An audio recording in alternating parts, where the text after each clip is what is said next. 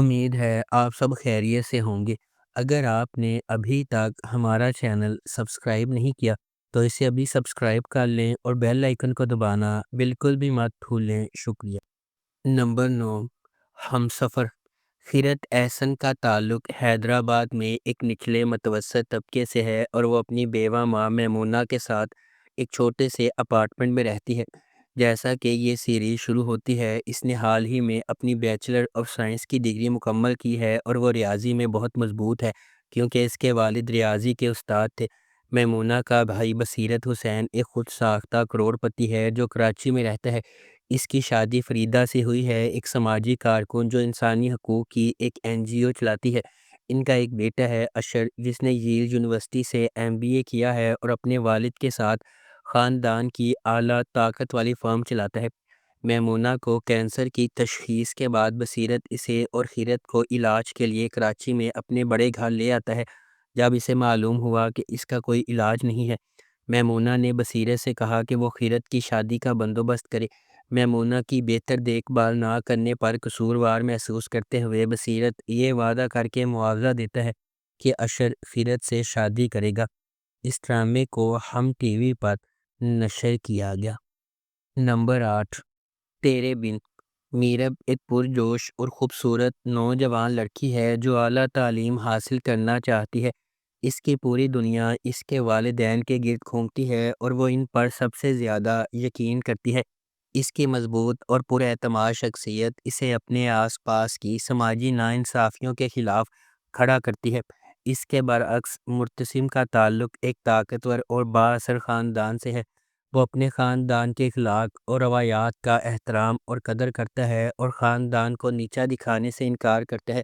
میرب کی زندگی ایک غیر متوقع موڑ لے لیتی ہے جب اسے اپنی اور مرتسم کی زندگی کے بارے میں اپنے خاندان کے فیصلے کے بارے میں پتہ چلتا ہے۔ مرتسم کے خلاف میرب کی نفرت ماضی کے ایک خاندانی راز کے طور پر بڑھتی جا رہی ہے۔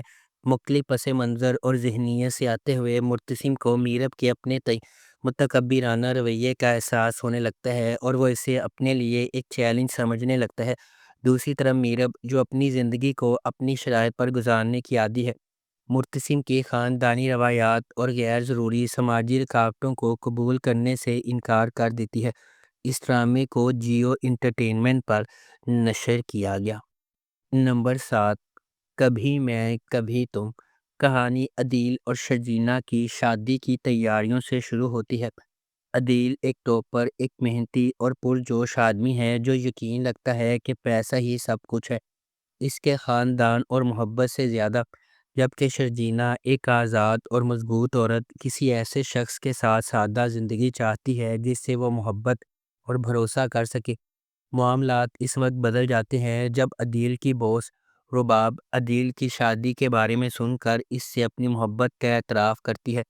جب سے اس نے پہلی بار اس کی کمپنی میں شمولیت اختیار کی تھی، وہ اس سے پیار کرتی ہے۔ رباب ایک مضبوط، نرگسیت پسند اور محنتی عورت ہے جو اس بات پر یقین رکھتی ہے کہ وہ کچھ بھی لے سکتی ہے یا جس کو بھی وہ پسند کرتی ہے، چاہے قیمت یا خطرہ ہی کیوں نہ ہو۔ خبر سن کر عدیل نے شادی کو منسوخ کر دیا اور رباب کو اس لیے پرپوز کیا کہ وہ اس سے محبت کرتا ہے، نہیں بلکہ اس کی دولت اور حیثیت کی وجہ سے۔ اس ڈرامے کو ARY ڈیجیٹل پر نشر کیا گیا۔ نمبر 6، سنو چندا۔ ارسلان جمشید علی اور عجیہ نزاکت علی کزن ہیں اور مشترکہ خاندان میں رہتے ہیں۔ ان کے خاندان نے ان کی شادی اپنے دادا کی آخری خواہش کی وجہ سے اس وقت کر دی جب وہ ابھی بچے تھے، لیکن رخصتی ابھی ہونا باقی ہے۔ ان کی دادی اور خاندان کی سربراہ بی جان کے 2 بیٹے جمشید علی اور نزاکت علی اور ایک بیٹی معصومہ ہے جس کی شادی جلال خان سے ہوئی ہے۔ وہ کراچی میں رہتے ہیں۔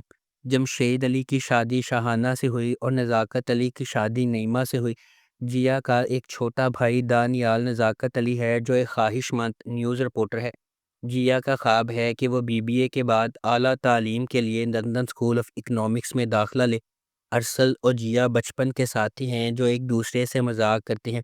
بی جان نے اپنے شوہر کی آخری خواہش کو پورا کرنے کے لیے ارسل اور جیا کی رسمی شادی اور رخصتی کروانے کا فیصلہ کیا۔ ارسل اور جیا شادی کے منصوبے کے خلاف ہیں اور شادی کو روکنے کے لیے معصومہ کی بیٹی کنزا کے ساتھ مل کر کام کر رہی ہیں۔ نمبر 5، میرے ہمسفر۔ میرے ہمسفر ایک لڑکی حالہ کے گرد گھومتا ہے جسے اس کے والد پاکستان میں اپنے ماموں کے گھر چھوڑ جاتے ہیں، جہاں اس کے ساتھ بدسلوکی ہوتی ہے، خاص طور پر شاہ جہاں۔ اس کی تائی جان کی طرف سے بعد میں شاہ جہاں کا بیٹا حمزہ بیرون ملک سے واپس آتا ہے، اس سے شادی کرتا ہے اور اسے وہ عزت دیتا ہے جس کی اسے ہمیشہ ضرورت تھی۔ اس ڈرامے کو قاسم علی اور سائرہ رضا نے لکھا ہے۔ قاسم علی نے اسے ڈائریکٹ کیا ہے۔ اس ڈرامے کی مرکزی کاسٹ میں ہانیہ عمر اور فرحان سعید شامل ہیں۔ اس ڈرامے کو ہمایوں سعید اور شہزاد ناصب نے سکس سگما انٹرٹینمنٹ کے بینر تلے پروڈیوس کیا ہے۔ اس ڈرامے کو ARY ڈیجیٹل پر نشر کیا گیا۔ اس ڈرامے کی ٹوٹل 40 اقساط ہیں۔ نمبر 4، پیار کے صدقے۔ پیار کے صدقے عبداللہ اور مہاجبین کی کہانی ہے جو سماجی بدحالی کا شکار ہے۔ مہاجبین کا کردار ایک انجنیو کا ہے۔ وہ ایک بولی، نرالی، اناڑی، لاپرواہ، باتونی اور شرارتی نوجوان لڑکی ہے جو 10ویں جماعت میں کئی بار فیل ہو چکی ہے۔ وہ بہت معصوم ہے اور مخصوص سماجی اشاروں کو قبول کرنے میں ناکام رہتی ہے۔ غالباً وہ نچلے متوسط طبقے کے خاندانی پس منظر سے تعلق رکھتی ہے۔ عبداللہ ایک شرمیلا، بے دھیان، نرم گفتار اور سماجی طور پر عجیب و غریب یونیورسٹی کا طالب علم ہے جسے ریاضی کا تحفہ حاصل ہے۔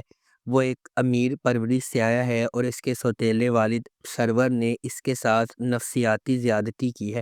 دونوں مرکزی کردار مختلف امنگوں کے ساتھ دن میں خواب دیکھنے والے ہیں۔ مہاجبین اپنی پڑھائی سے فرار ہونے اور شادی کرنے کا تصور کرتی ہے، جبکہ عبداللہ اپنی پسند اور ہم جماعت شانزے کے ساتھ تعلقات کے خواب دیکھتا ہے۔ اس ڈرامے کو زنجبیل عاصم شاہ نے لکھا ہے اور فاروق رند نے اسے ڈائریکٹ کیا ہے۔ اس ڈرامے کی مرکزی کاسٹ میں یمنا زیدی اور بلال عباس خان شامل ہیں۔ اس ڈرامے کو ہم ٹی وی پر نشر کیا گیا۔ نمبر 3، قربان۔ قربان ہیر جمال اور شاہ میر کے بارے میں ایک کہانی ہے۔ 3 افراد محبت کی ایک شدید لو ٹرائنگل میں الجھے ہوئے ہیں۔ ہیر ایک امیر گھرانے سے تعلق رکھنے والی اچھی اور روشن خیال لڑکی ہے۔ اسے ایک ساتھی طالب علم جمال سے محبت ہو جاتی ہے جو ذہین اور محنتی ہونے کے باوجود انتہائی غریب ہے۔ ہیر اپنے والد کی پوجا کرتی ہے جو بدلے میں اس پر ناز کرتا ہے۔ وہ اپنے والد جیسے کسی سے شادی کرنا چاہتی ہے جس نے اپنی زندگی میں جد و جہد اور مشکلات سے گزارا کیا ہو، ایک سیریس بیوروکریٹ بننے کے لیے بہت محنت کی ہو۔ ہیر کو جمال میں لگن اور محنت کی اس سطح کا پتہ چلتا ہے اور وہ اس سے پیار کرتا ہے۔ جمال خوفزدہ ہے کہ ہیر کے گھر والے اسے قبول نہیں کریں گے، اس لیے وہ اس سے اپنی محبت کا اظہار نہیں کرتا، لیکن آخرکار یہ دیکھ کر کہ ہیر اس سے دستبردار نہیں ہوگی، وہ اسے بتاتا ہے کہ وہ بھی اس سے محبت کرتا ہے۔ اس ڈرامے کو ظفر معراج نے لکھا ہے اور احمد بھٹی نے اسے ڈائریکٹ کیا ہے۔ اس ڈرامے کی مرکزی کاسٹ میں اقرا عزیز، بلال عباس خان اور شہزاد شیخ شامل ہیں۔ اس ڈرامے کو ARY ڈیجیٹل پر نشر کیا گیا۔ نمبر 2، من مست ملنگ۔ من مست ملنگ ایک محبت کی کہانی ہے جو 2 خاندانوں کے سفر کا پتہ دیتی ہے جو ایک بار اپنے بچوں کی انگیجمنٹ کی وجہ سے ایک دوسرے کے قریب ہو جاتے ہیں اور ایک ہی واقعے کی وجہ سے ایک دوسرے کے دشمن بن جاتے ہیں۔ جیسے جیسے کہانی سامنے آتی ہے، کبیر اور ریا، سابق منگیتر جو دشمن بن گئے تھے، قریب ہونے لگتے ہیں اور آخرکار محبت میں پڑ جاتے ہیں۔ ان کی محبت کی کہانی کو اپنے جھگڑے والے خاندانوں کو متحد کرنے کے چیلنج کا سامنا ہے، کیونکہ وہ اپنی محبت کو تمام مشکلات کے خلاف کامیاب بنانے کی کوشش کرتے ہیں۔ اس ڈرامے کو عبداللہ قادوانی اور اسد قریشی نے پروڈیوس کیا ہے۔